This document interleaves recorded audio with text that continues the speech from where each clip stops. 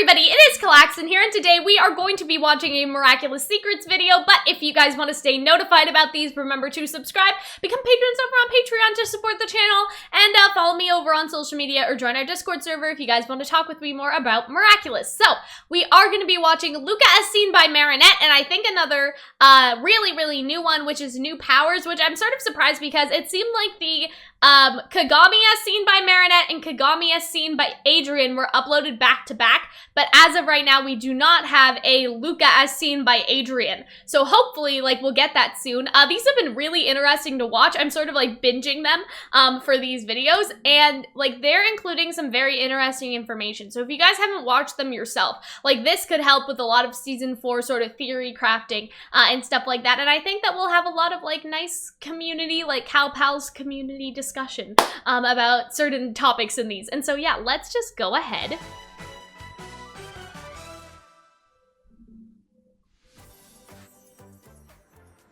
Dear Diary, Luka just told me that he was writing a song for me.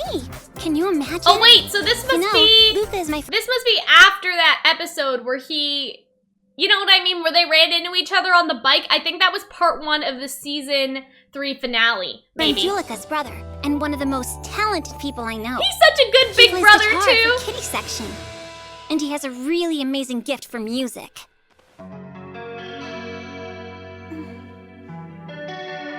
I really like how they've characterized Luka. I don't know if I've ever talked about before, and I would really like to do a character analysis video, but Kagami, in a sense, sort of looks like Marinette, has the same shine on her hair and sort of stuff like that. I don't want to say looks exactly like her because they don't look alike, obviously, but there's something about them that they both share. They both have sort of the red color scheme, like Ladybug and then Kagami and all that stuff. So it's sort of like they made Kagami intentionally to sort of parallel Marinette and have parts of their appearance be similar as well as contrasting, whereas Luka, it seems like they made a whole new character, you know what I mean? He's not Adrian, but emo, if that makes sense.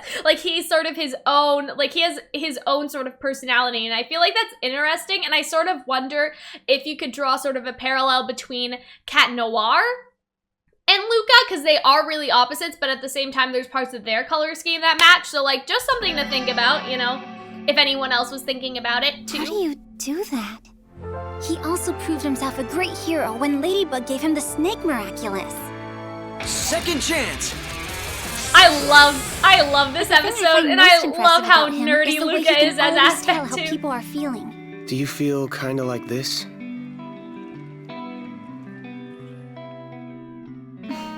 It didn't take him long to figure out that I was in love with Adrian. Do you want to take the subway together, Marinette? Yeah, it really did not. You should probably go over and talk to him.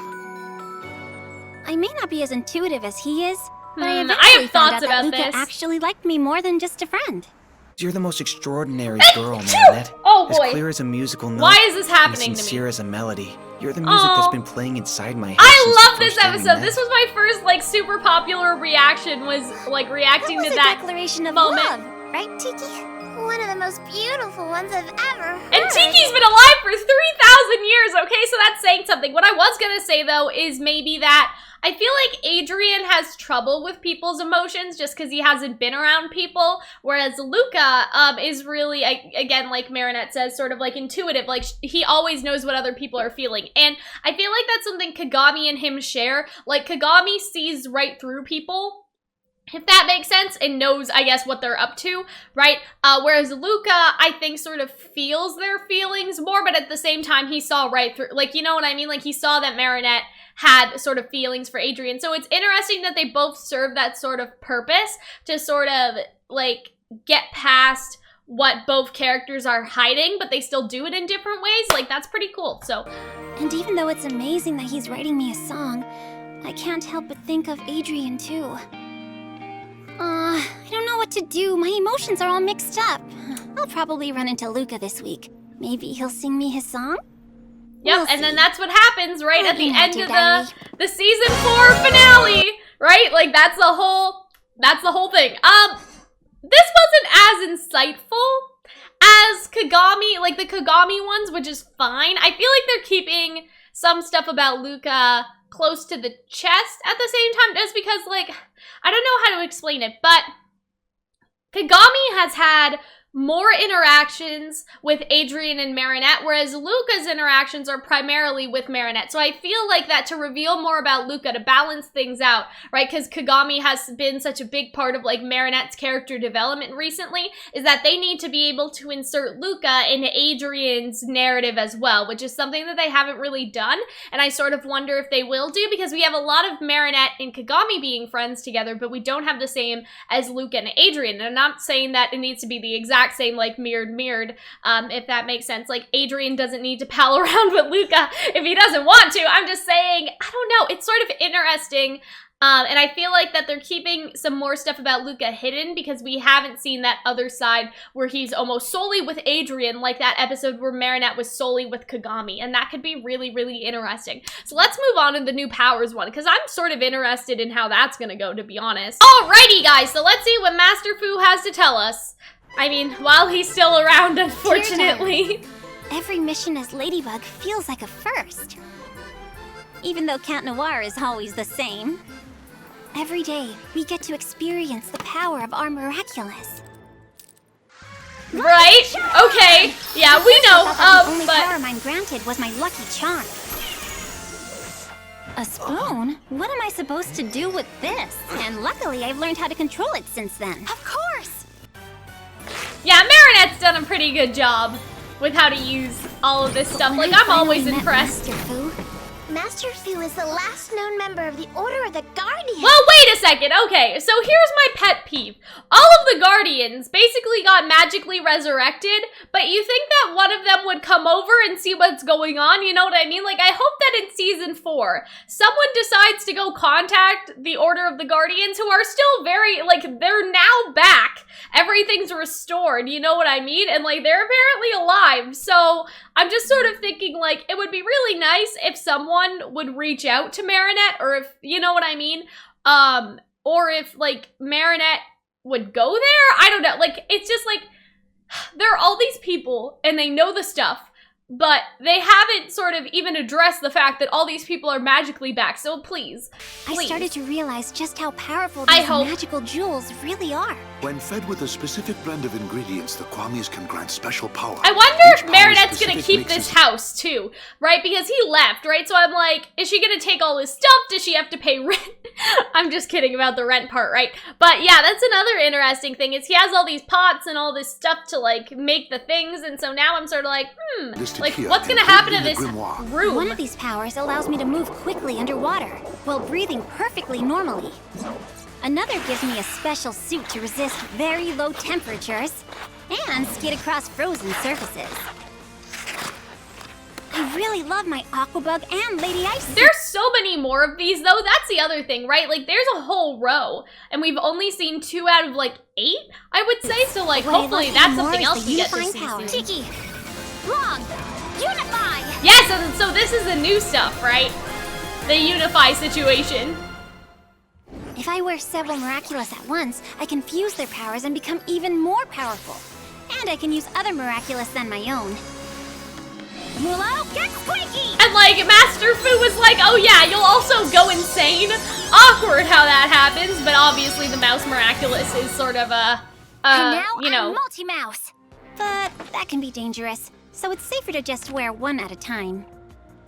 I can also switch my powers for Cat Noirs. Like the time I was Lady Noir. I think that was my favorite moment of them all. Really? That's so cute! Lady Noir! That she considers that as her favorite? I love that. Like, I hope that we get to see this again sometime.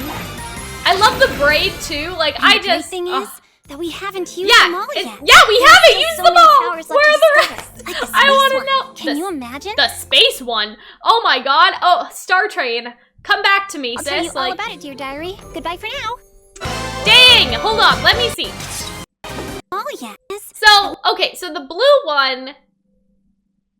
Okay, maybe I don't remember exactly which one's which. Right, but okay, let's say the blue and the purple one are the underwater and the ice rink. We have a red, yellow, green, yellow, and glowing, basically, is what we have, right? And, like, this is obviously gibberish, but... It'll be so cool to see what the others are. Like, what if there's someone, I think that this would probably be a sensitive sort of topic, especially as of late, but I think about, like, stuff like Les Mis and, like, specifically Hunchback of Notre Dame, because in Hunchback of Notre Dame, if you guys have seen the Disney version, right, like, Paris is basically set on fire, and so I wonder if one of these could be a fire-resistant one, but at the same time, like, literally, like, with the Notre Dame stuff, like, Notre Dame having the fire, like, I don't know if they'd want to go down that route, because I feel like that would cause a lot of controversy, especially in France, but, like, in Hunchback of Notre Dame, it's like, oh, like, you're supposed to, like, not supposed to, but like Quasimodo like protects like the cathedral. Well, he's supposed to protect the cathedral, but you understand what I'm saying? It's like the rest of Paris is burning and there's this one last place. I don't know. It would be interesting because you have everything being frozen, but everything being on fire. That's a little dark, right? So I don't know about that. But yeah, there are a lot, and I'll be surprised. There's apparently a space one. Is that what she said? Hold on. We haven't used them all yet. There are still so many powers left to discover, like the space one. Like the space one? Like, when are we gonna do that? Like, Star Train would have been perfect for that, but we didn't do it in Star Train, did we? I don't think so. Maybe I'm wrong. Do I not remember? Do I have to rewatch? I really need to, like, do a rewatch of the episodes. But anyway, I hope that you guys enjoyed. I'm, like, gonna hiccup or something. I hope that you guys enjoyed. I will see you guys later. This is the newest one that I'm watching right now. So when another two come out, I'll make sure to do another video. And yeah, that's everything. Bye.